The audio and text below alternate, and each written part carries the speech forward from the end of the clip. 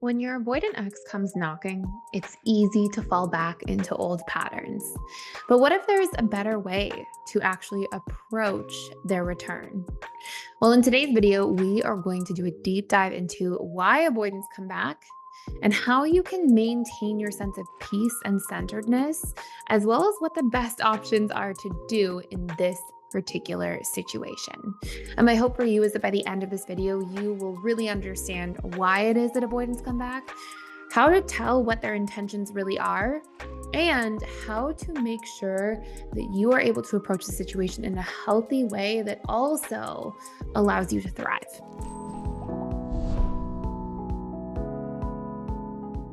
So, first and foremost, let's talk about why avoidants even come back to begin with. Avoidant attachment styles often come back because of a few key reasons. And we can sort of think of these reasons as being these different pathways. Pathway number one is an avoidant comes back because they're actually looking to get back together. And it'll actually be difficult to tell whether or not they're just coming back for comfort or security, or if they're truly interested in rebuilding a relationship, because avoidants obviously do not like to be vulnerable. So they'll reach out in really indirect ways, which often leaves the other person on the other end of the scenario, probably you watching, feeling confused, feeling sort of hopeful, but also hopeless. And it can be a really tricky place to be. Pathway number two is an avoidant will come back because they're looking to just be friends. And really, what this means is that they're looking to get the security and comfort needs met from having this kind of relationship in a way without having to be vulnerable and actually make the investment into seeing the relationship grow, into seeing the needle move. And pathway number three is an avoidant is looking to come back because they're confused about what they're feeling and they're interested and they still have feelings for you and they're trying to kind of keep a connection alive, but they don't know if they're actually wanting a relationship. So, what do you do for each of these pathways? How do we even approach the situation that can feel so confusing and overwhelming if you're on the receiving end? Well, let's look at pathway number one first. Pathway number one is that this person actually wants a relationship with you. And if this is the case, you'll generally see they are trying to show up.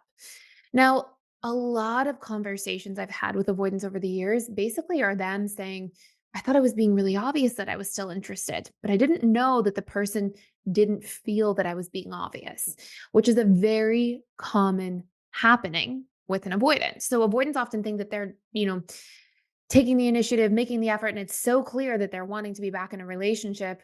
But if they look a little more deeply, they're just really at a subconscious level avoiding being vulnerable. And so they're sort of showing up, but not in a way that's too obvious or clear to the other person, which again leaves you in this like very gray territory, gray sort of area. So, what do you do?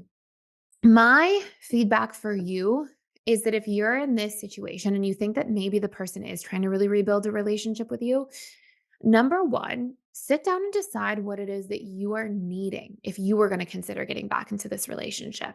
It's so common for somebody who is an anxious attachment style or a fearful avoidant with an anxious side to be like, I love this person, or I care about this person, or I have feelings. Let me just try to win them back over and make things work without actually consciously vetting the situation and trying to look at deciding, what wasn't working the first time around in this relationship. And if I'm going to go back into an exact same scenario with somebody, well, I'm going to end up obviously in the same place in a few months' time. We're just going to be back at square one, broken up again, unless we do things differently. And in my humble opinion, doing things differently has to be clear ahead of time. It has to be something that we decide before getting into the relationship. So, for example, let's say your ex calls you and they're like, "Hey, how's it going? Just wanted to catch up." And, they start doing this, or maybe they're texting with you back and forth. If this ends up as you spending time together, this ends up as like you're staying at each other's homes, you're spending time together again, there needs to be a conversation within the first couple of weeks of this happening that says, look, we obviously broke up and that was hard and hurtful. And obviously, we're spending more time together. If I am going to continue to keep spending time in the situation, I need to know that we're not just going to go in one big circle and end up back at square one. So, for me to keep spending time together, here are some things that weren't working in the relationship for me. I want to hear what they are from your end. And here's some ways I think we could solve these things together so that as we spend time together, we're actually growing together this time around. And list off one or two small things. Just start with small things first so that you're setting the tone in the relationship to be able to have these types of conversations. If the avoidant says, I'm not trying to work on anything, or they shut down or they dismiss and they don't show up in any sort of way or capacity, it's not the right relationship for you. And that is clear because otherwise, what's going to happen is you're going to go in one big circle. You're going to end up in a situation where you try to make the relationship work, you show up, you're doing the work, and it's one sided and it's not fair. Because this is path number one, because this is trajectory number one, you'll generally see if this is what an avoidant is looking for. They show up and they do this work with you. They make an effort, they have those conversations, and it gives you the certainty of knowing, okay, this person actually wants to grow something with me. And it also gives you the opportunity to work on things so that you don't end up going in that one big circle and back at square one. Now let's look at the other two pathways here for a moment. So trajectory number two is that the person is just looking for security and comfort. And so sometimes an avoidant will reach out because they miss like having someone there. And they actually tend to derive a lot of comfort and security needs from relationships, but they're not willing to make the effort to move the needle. If you're not sure about this, or even if we sort of pair, trajectory number three, which is the person's reaching out, but they don't even know what they want. In both of these cases, here's what you want to do. Number one, set an internal deadline. Okay. And what I mean by this has to be something in the relationship to yourself where you're like, maybe I still have feelings. Maybe I still care about this person. I'm going to set a deadline for how long I will continue communicating with them back and forth until I'm like, okay, if I didn't see the needle move in a meaningful way, where clearly we're moving back into a relationship and clearly we're moving back into breaking the patterns that weren't working, then I'm not going to continue on with this person. But if I do see the needle move, well, then you have clarity and certainty through that lens. So an internal deadline can be somewhere between 2 weeks to maybe like 45 days or so. And this is a time for you to communicate, to connect, to maybe spend time together, to hang out, but for you to define internally what you need to see in order to consider getting back into this relationship. Again, similar to trajectory number one. By the way, as I'm going through all of these things, we actually have a course that maps this all out fully for free for a limited time called How to Repair Any Relationship. And we also have of course, it talks about how to get back together with a DA after the power struggle stage, after there's been a hard time. Both of those are in the all access path. We'll put a link fully for free just for a limited time down below. If you want to like explore it more in detail with worksheets and a roadmap and it's a lot longer than this video here. So it gives you all those nuances. But as we go back to these two trajectories here, um, what you want to see is you want to be able to see, okay, on this path here, I'm going to set a deadline for how long I'm going to continue spending time talking to this person at all, so I can be fair to myself. And I'm going to decide what I need for clarity or certainty.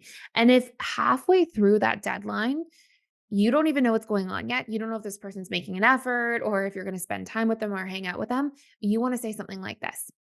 Hey, obviously we've been back in communication. And for me, this could be a bit of a messy thing because we have a history together.